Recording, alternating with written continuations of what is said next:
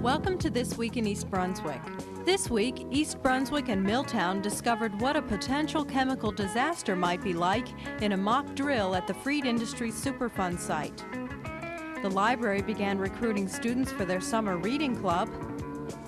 Several residents celebrated the dedication of an addition to the Willow Street Firehouse. And Mayor Jack Sinagra talked to students from New York Public School number 158 about life in suburban New Jersey. These stories and more are coming up, including Doug Halverson with Part 2 on teenage suicide, information about the upcoming horse show at Johnson Park in Piscataway, and another gardening tip from Peggy Ballister-Howells. But first, here's a rundown of Channel 8's programs for next week. Lenore Kulik shows that anyone can learn simple exercises on Look Great, Feel Great, Monday morning at 10. At 10:30, preschoolers can enjoy a half hour of storytime fun on stories from the library. Monday evening is the last chance to view the East Brunswick Young Musicians concert held recently at the library. That's at 7 o'clock. Tuesday evening at 6:30, Alzheimer's disease is the topic of a new program for senior citizens called Aging Aspects. At 7:30, join Paul Hansen on You and Your Money, and at 8 p.m., John Runyon focuses on quality awards in industry on business bylines. Wednesday night, Channel 8 programming includes Spotlight on Education at 7:30 and 18 Growing Up in East Brunswick at 8 o'clock. Thursday, catch a new edition of This Week in East Brunswick at 7 and 8, and at 7:30, Ken Shalhoub discusses new antibiotics on Let's Talk Health. For information about Saturday's program schedule, watch the Channel 8 Community Bulletin Board.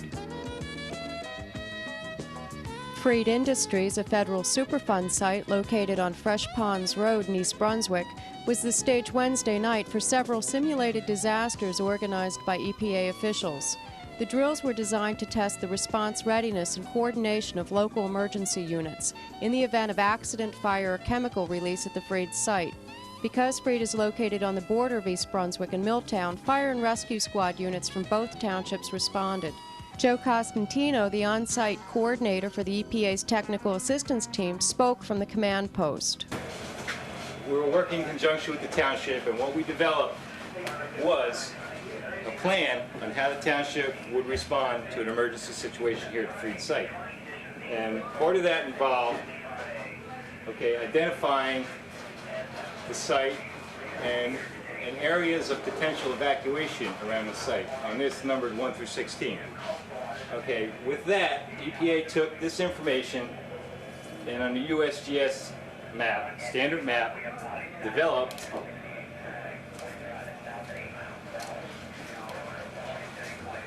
a wind direction map in which the circles equate to different distances as a quarter, 1/2, 3/4 of a mile from the site.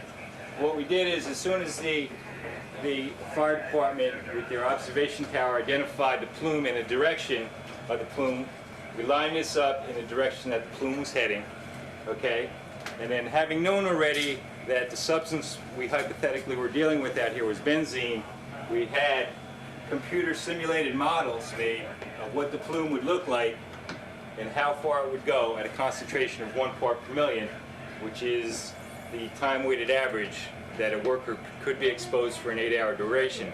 We're using that just to get a plume to migrate far enough where we could have them actually institute an evacuation. So we plotted this up, and what we did is, being that, as you noticed, the plume jumped around. 1 minute was heading in one direction, another minute was going in a different direction, so we actually came up with 2 evacuation areas. Which turned out to be zones 8 and zones 2.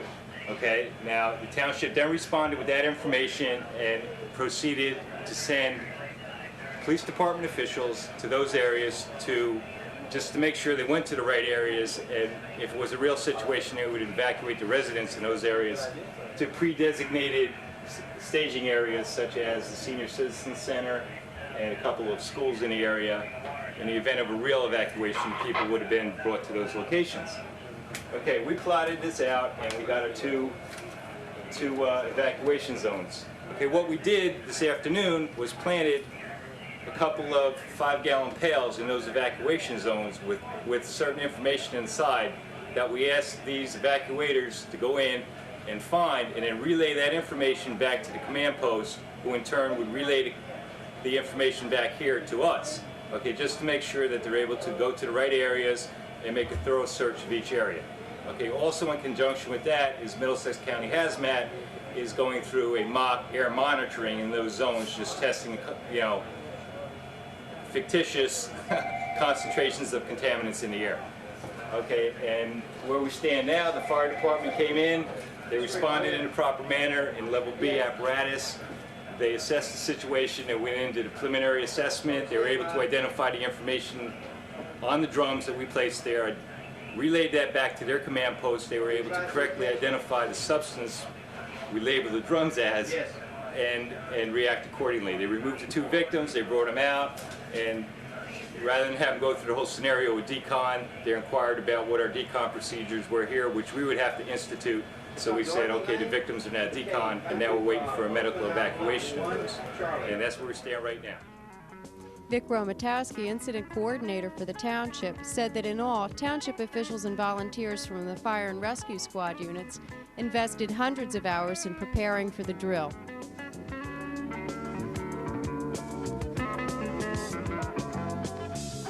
Last Saturday was a 5-alarm day for celebration as firefighters gathered for the dedication of the new Willow Street Firehouse Edition. The day began with a riding parade around town that ended at the firehouse, where a flag-raising ceremony by Boy Scout Troop 61, remarks and introductions of local officials, a ribbon cutting, and the unveiling of a plaque all took place. Also, the Willow Street Station christened their newest truck, 806, which is one of the reasons for their need to expand. The new pumper measures higher than the garage at the old station. Besides more space for trucks, the firehouse has 2 bays with front and rear entrances, a new communications room, and places for storage, meetings, and recreation upstairs. Residents and visiting firemen were invited for a tour and a cookout after the ceremony.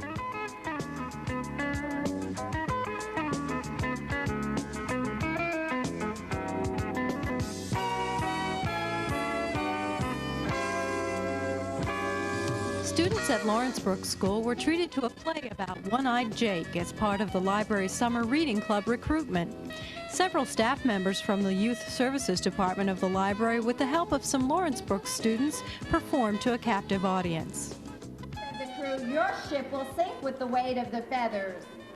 Ho, ho, yourself, said One-Eyed Jake, and knowing that the boatswain was heavier than the feathers, he threw him onto the cargo boat and sailed away. Then he saw a little fishing boat and robbed the fishermen of their catch. But the hold was so full and the loot so heavy that the boat started sinking. Hee, said the fisherman, your ship will sink with the weight of the fish. Hee, yourself, said One-Eyed Jake, and knowing that Jim the cabin boy was heavier than the fish, he threw him onto the fishing boat. But Jim, who was a clever lad, shouted, here's the key to the cabin. And One-Eyed Jake, who was not so clever, caught it in his hand. But the hold was so full and the loot so heavy that before anyone could say, ha, ha, ho, ho, hee, your ship will sink with the weight of the key it had. The library is hoping to get many students involved in the Summer Reading Club. Students can register at the library, choose a team to be on, and read all summer long. This year's theme is Reading Pleasures, Deep Sea Treasures. Kids record each book that they read, then they watch their team's progress on the Deep Sea game board at the library. The Reading Club finale, Deep Sea Carnival, will be held on Sunday, September 9th. For information about the Summer Reading Club, call the Youth Services Department at the library at 390-6789. Hi, I'm Joe White, and I'm here at Johnson Park in Piscataway getting ready for the Middlesex County Horse Show and Country Fair. This horse show is given every year to benefit the Bourque Hospital Foundation in Brownsville, New Jersey. The members of the Bourque Hospital are volunteers, and we man all the food concessions here at the fair. The fair will take place on June 20th through 24th for the benefit of the Bourque Hospital. Please come on down and help us make this a successful fundraiser for the Bourque. This is one of the biggest horse shows in the state of New Jersey. We have all kinds of horses, saddle horses, jumping horses, show horses of all kinds. People come here from all over the state and other states to show their horses. There are some nice prizes given out. For further information about the horse show, you can call me, Joe White, and my number is 828-2581. Thank you. Hi, I'm Amy Fisher. Today I'm at Lawrenceburg School with Mike LaRosse, the principal of the school. Hi, Mike. Hi, Amy.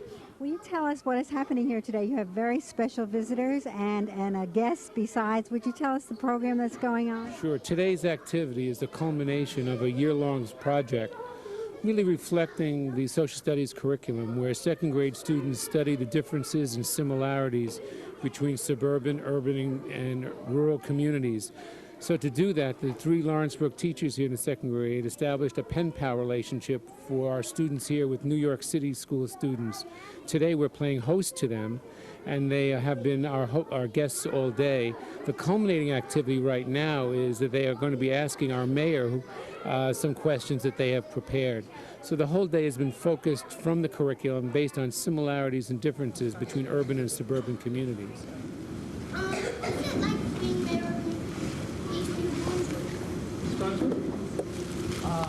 It takes a lot of time. There's a lot of fun things I do. I get to marry people. Yes, I do. I perform wedding ceremonies.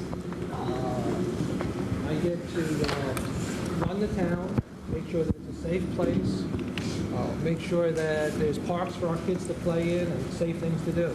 But it's a lot of work, but it's a lot of fun. Yes. What do you do when, you're not being our mayor? I have a regular job in a company. I'm a vice president of a distribution firm, and I was an accountant. And I play with my kids when I'm not being there. As some of you know who live in town, I have a 4-year-old, a 5-year-old, and a 7-year-old.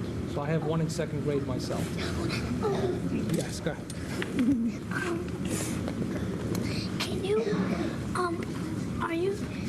Can you stop the air pollution? Can I stop? The question is, can I stop the air pollution? Well, it's everybody's job to try to stop air pollution. All levels of government, whether it's in Washington, whether it's our state government or our local government, all have to work together to stop air pollution. But probably the biggest cause of air pollution are automobiles, and I have no control on. That's going to have come from Washington. Okay?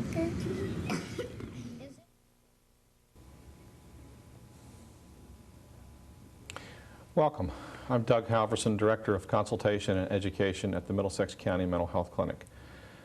This is a continuation of our 4-part series on youth suicide prevention. With me today is Bruce Reim. Bruce is the spot coordinator for Jewish Family Service. Bruce, thanks for being here. Thank you. Bruce, can you say something about youth suicide prevention? Yeah.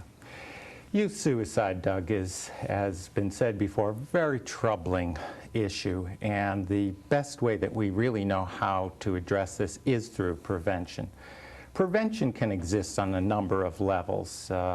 Prevention can exist on the level of maintaining a healthy family atmosphere, identifying early changes that indicate trouble that a teen or a youth is having, and also to be able to know what the warning signs are of a possible suicide and act accordingly.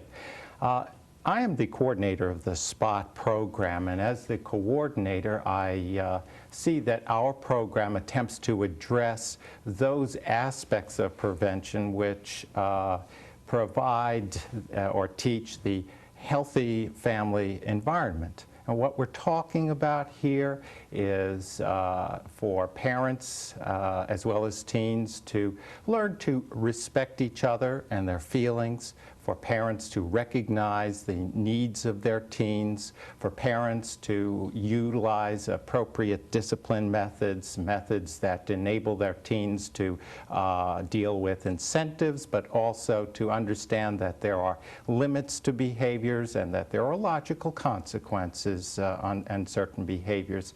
This provides teens with a sense of security, recognition, and a structure that they often need.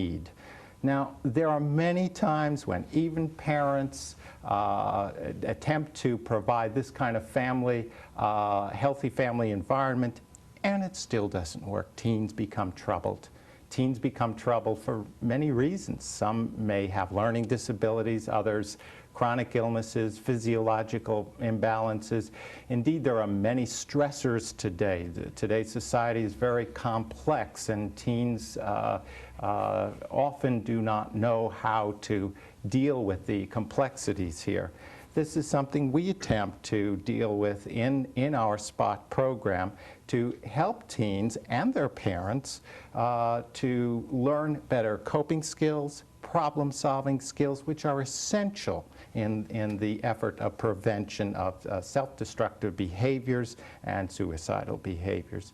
And parents here need to understand that the best time to get help is when they see some of the early warning signs that indicate their teens are troubled, signs that of sudden changes, of changes in hygiene, increasing isolation, changes in behavior, changes in friends, changes in sleep and appetite.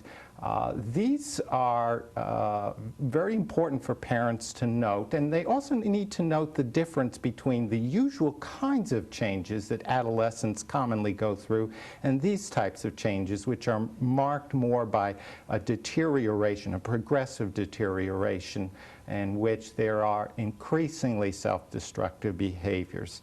Parents need to understand here that their teens are attempting through self-destructive behavior to convey a message that they need attention, recognition, love and caring, or help, and to get that help. And of course, prevention involves knowing what the warning signs are of possible suicide and to act accordingly, which is to listen to the teen, not to minimize the teen or to let the teen know that things will be better, but to listen to the teen, understand, show you care, and most of all, get help in that situation, and immediate help. Bruce, thanks for talking with us about, I guess what might be called primary prevention. Yeah. This is a continuation of our series on youth suicide prevention. With me today has been Bruce Reim from the SPOT program at Jewish Family Service. For further information from Bruce, you may call 738-5225. I'm Doug Halverson. Thanks for watching. Hi, I'm Peggy Ballister-Howells, and today we're in the alleyway. And from a gardener's point of view, this alleyway is a real challenge. The soil was originally very solid, heavy clay, and not even a weed grew here. And with the very dark environment of the buildings being so close together, only shade-tolerant plants will grow here. As you can see, I have an entire flat full of impatiens, and they're all this beautiful, deep fuchsia color.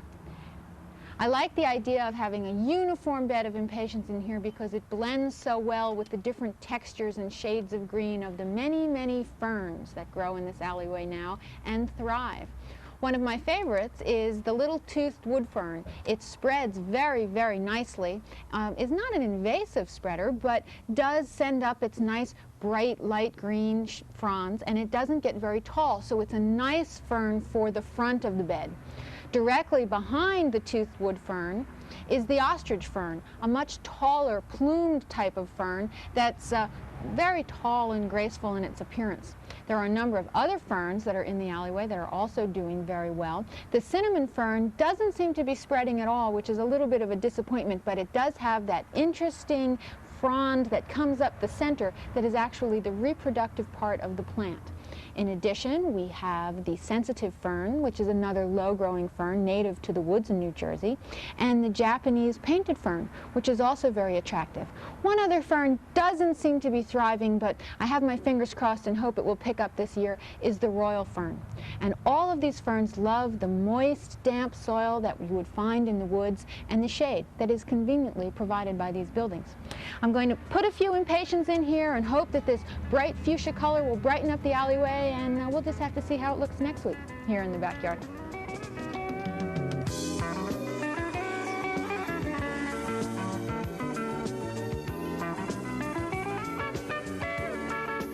Hi, I'm Dolly Basta with your arts update for this week, and I'm sitting here with my good old buddy John Runyon, president of the East Brunswick Museum Corporation, and we're going to be talking to you about the museum ball. John, what year is this in? I've gotten lost now, and how many years we've done the ball. I think it's about 14. I think this is the 14th annual museum ball. It started before the museum opened, up 1976 or 77, so it's the 13th or 14th ball. Now this is the big fundraiser, isn't Yeah, it? this is the major fundraiser. This is the biggie. This is the biggie. This is where all the lucre comes in that keeps the museum going during the year. It is our biggest fundraiser, not our only one, but the biggest. And we raise money through the sale of advertisement in a journal that we have for the ball every year, which has always been tremendously successful, and we thank the business community and our supporters for supporting that journal. But yeah, it's going to be June 30th, Forest Gate Country Club. It's going to be in their gardens under a tent. Oh, wow, that sounds and, lovely. as you remember, we had a great ball here at the Civic Center. Oh, that was so delicious. In a tent by the pond with all the flags from the UN, and it was quite a wonderful evening. And this should be just as wonderful because Forest Gate is so beautiful. Well, you know, the museum ball has been gaining momentum over the years, hasn't it? It has grown immensely. It has grown. I remember one of the early years we had it in the Knights of Columbus in South River, which is a fun place, a nice place. But we've had it at the Chateau, the Farrington Manor, the Renaissance Hotel, outside. No one has let us come back. No, that's not true at all. Everybody fights to get us every year, but we like to change the location every year just for variety. And we always have a fabulous orchestra. The last few years we've had a 17-piece orchestra. This year it's going to be a little bit smaller, but the same kind of quality. It's the Hank Joel Orchestras, and they'll be able to play the whole range of music from the 30s big band sound right through whatever's popular on the charts today. But it's a wonderfully exciting evening, and everybody's always dressed beautifully, and well, most of the guys. It is the social event of East Brunswick now. We hope so. Yes. We like to think so. Yeah. A lot of these major, really classy events have just stopped because they are getting costly anymore, but we want to keep up that tradition for the museum. So, yeah, it is a really classy thing to go to and fun. Yes. Well, we hope everyone out there will come. I hope everyone will. That's at Forest Gate Country Club again on June 30th. Right. And the phone number, I think, is going to be on the screen as we talk for those who want to call for information or reservations. Very good. All right. Thanks a lot for coming, John. Appreciate it. All of you out there, take care. Hi, I'm Karen Bourque, manager of the Division of Recreation for East Brunswick Township. And along with me today is Jim Musakowski. He's the program coordinator for the Friday night program, NITE that is, for the disabled challenged adult population.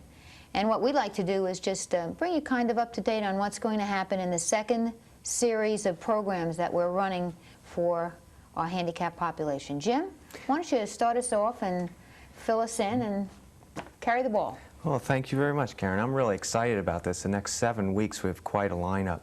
On Friday, June 8th, we go to see Play It Again, Sam, at Playhouse 22 here in East Brunswick. Mm-hmm. The following Friday, it's off to see the Yankees, and hopefully we're going to cheer them right out of the basement there. Mm-hmm. So we have 7 Friday programs right in a row. Mm-hmm. The third Friday being June 22nd, we're going to take a boat ride from Point Pleasant. And fireworks or something going on there, isn't there? That's correct, which makes it a 2-in-1 evening. We're really going to have a good time. That's great. The fireworks take on a new perspective when you view them from the ocean. Mm-hmm. So it's a great time. The following Friday, June 29th, is beach night. So all those participants coming, I invite them to bring their bathing suit. And as I like to say, volleyball and refreshments will be served. And just so that people know, that's at the East Brunswick Community Beach, correct? That's correct. Okay, right close to home, folks. That's right. We're going to have a DJ that night, so there's going to be a lot of entertainment, swimming, and good times for all. Good. Well, we move into July, and Poco and Friends bring a variety show to town, and that'll be held at the Spotswood VFW. And then the following 2 weeks, we're on the road again. We're going to Grand Slam. Have you been there yet? It's interesting. It's an entertainment center. Includes miniature golf, batting cages, basketball. Great variety at good times. And of course, pizza and a soda. That goes along with it. Okay. Our final program, we'll wrap up our 8-week summer program on July 20th by having a barbecue and probably a staff roast. I'm kind of worried about that. I'd worry too if I was, no, not really. Go ahead. On July 20th, that'll be over at the East Brunswick Elks Club. So there'll be a full barbecue, good time. Sounds like a very well-rounded program. Quickly, tell the folks where they can get the information and how much does it cost for this series, this second series that we're doing. For East Brunswick residents, the price is $10. The registration fee for non-residents is $15, and they can call the Division of Recreation at 390-6797. For more information, we'd be glad to send you out an application. Great. Thanks, Jim, for sharing that with us. And we hope you pass along this information to those people that you know that are in the disabled, challenged population so that they can have a great time, too. See ya. And this week, the Township Council approved hiring Dr. Kenneth Kraskin, a retired microbiologist and 20-year resident, as contract manager for Township Health Services. Kraskin will act as the Township's liaison to the Middlesex County Health Department, which provides services to East Brunswick. He will also work with the Advisory Health Council, the Environmental Commission, and the Township Council. That's all for this week. Thanks for watching.